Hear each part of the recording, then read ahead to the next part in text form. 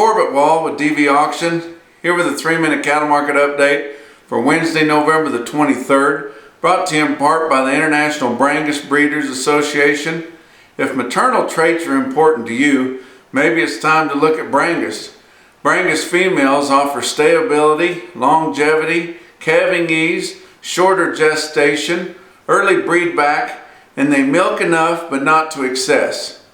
Maybe you should consider going Brangus. For more information or to find a breeder near you, visit gobrangus.com. Boy, with Thanksgiving coming on here late in the week, it's really time that these early week sale barns get their revenge on those midweek sale barns. It seems like during this latest rebound that we've seen after the wreck, every time we started the week, we just kind of started out moderate, and then by the time we got to our Wednesday sales, we saw a big spike, either in the board with some higher fat cattle trade or something that just sparked the interest in these feeder buyers in the midweek sale barns. And the early week sale barns seemed like they was missing out on it all the time.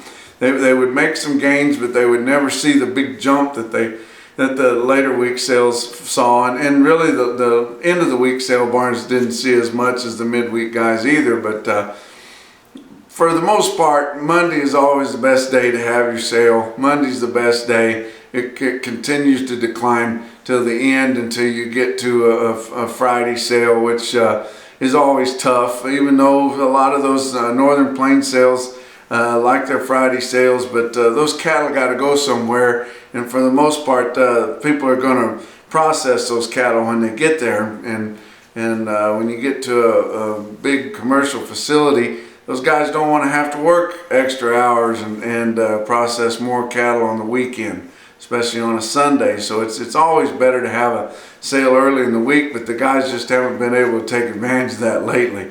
But you look at your board, your live cattle futures for February. Monday was up 72 cents. Tuesday was up 60 cents to end the day on Tuesday at 110.17. Your December spot futures 109.35, which is higher than what your weighted average is by quite a bit. Feeder cattle, January contract, Monday was down 80, Tuesday was down 12. After, with Monday being down 80 there, it was up big early in the day, but then as grains popped up and didn't end up being that much, just over 4 cents higher, but that took a little steam out of them. But almost $1 loss on the board for the first 2 days of the week in the January feeder contract, ending the day on Tuesday at 124.05.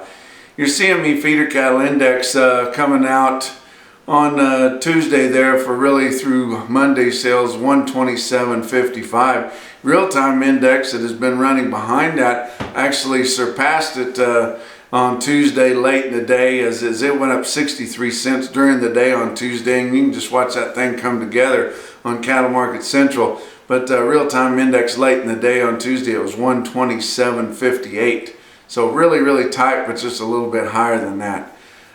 Your weighted average on last week's fat cattle trade on 147,000 head in the 5-area feeding region had your weighted average on live steers at 107.91. That's up 421 from the previous week. Dressed steers at 169.92, up 777.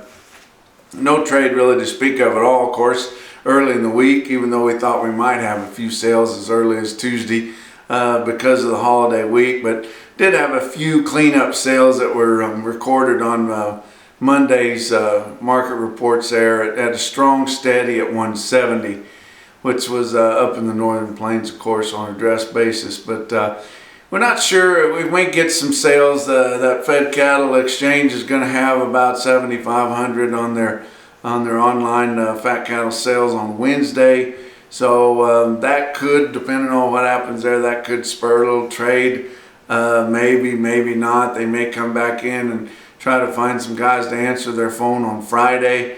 We'll see what happens. We're looking like we should at least get $1 more if we get in line with the spot board there, $1 or $2. But it just depends on when it happens. But we've had really 2 weeks of pretty heavy negotiated cash sales, so it would be surprising if we had another big week. But they're going to have to find a few cattle somewhere. But this holiday shortened kill week schedule here, that's lessened their need to get any of those negotiated cattle. Most of the cattle that they bought on last week's big movement are going to be scheduled for the week after Thanksgiving, so they're really not in that too big of a bind.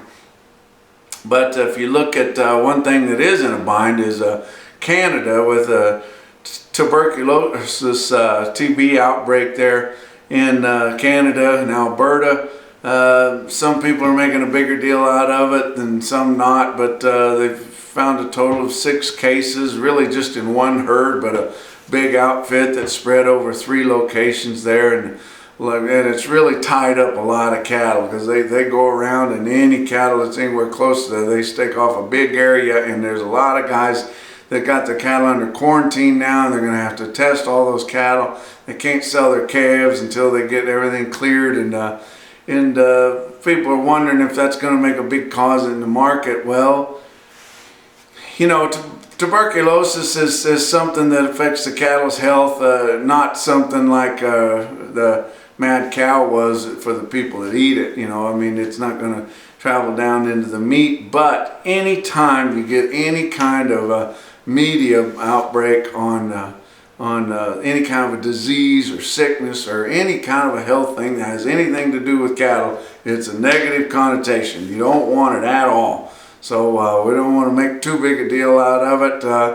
Hopefully things stay pretty active in the political world and things like that, where they don't go searching for something to talk about on these news channels. But it's something to look at and kind of pay attention to there. But talking about your feeder cattle auctions, like I said, the early week sales got some revenge this week because those middle of the week sales are going to be completely closed. Pretty much all your Wednesday and Thursday sales, or for sure Thursday, but there may be a few Wednesday sales out there that try to have something, but pretty much everybody's going to be closed on Wednesday and Thursday. So early week sales saw the big jump in there, responding to the higher fat cattle we had last week. But Oklahoma City had a lighter run than I thought, just 6,000 head. A lot of people may have been worried about the holiday coming up right during this week, but 6,000 head, feeder cattle $3 to $7 higher, and calves sharply higher. Just scrambling to get those cattle because this wheat is so rank. They're trying to get those cattle, especially those weaned, preconditioned calves that they can turn right out. The weather's been really, really nice in the southern plains out on that wheat, and it looks great. And as much as $17 higher quoted in Oklahoma City. And even buyers were just disregarding the flesh and the field conditions on those calves and just trying to get numbers put together, because the orders that they're getting from guys is just, I've got to have, you know, so many loads of calves, and you got to get them to me, and probably I've got help coming over Thanksgiving. We can get those cattle turned out, and we can do this and that, and get them bought. The exuberance of this calf demand is not going to be as big after the holiday, because we're going to be staring at 3 full weeks of December marketings and a ton of calves coming. So even though we might still have good demand and maybe even slightly higher prices coming up right after the Thanksgiving holiday, the exuberance is not going to be as big. And so just keep that in mind. But anytime you get a chance to sell these cattle on an up market, you need to do it. But lots of cattle to sell here in the first 3/4 of December there. Joplin had 11,500 head, huge run for them. They quoted all their cattle from $2 to $6 higher, with, of course, the highest gains there also on those lighter weight steer calves that were preconditioned and weaned and everything. But good demand for all classes of cattle. They had a lot of yearlings, true yearlings there at Joplin on Monday, and just had a really good sale. You look at Cattle Market Central there, and on Tuesday, good sale was Kingsville, Missouri there at just after 2 o'clock on Tuesday. That load of 833 pound steers bring 134. That's a pretty tall order right there, but a good sale. But check out DV Auction, even right around this holiday weekend here, right after Thanksgiving on the Friday, Saturday, and Sunday weekend. There's going to be 13 production sales that you can view and bid on there on DV Auction. But we're going to miss out on the late week 3 minutes, and we'll catch up with you with the cattle market summary at the end of the week.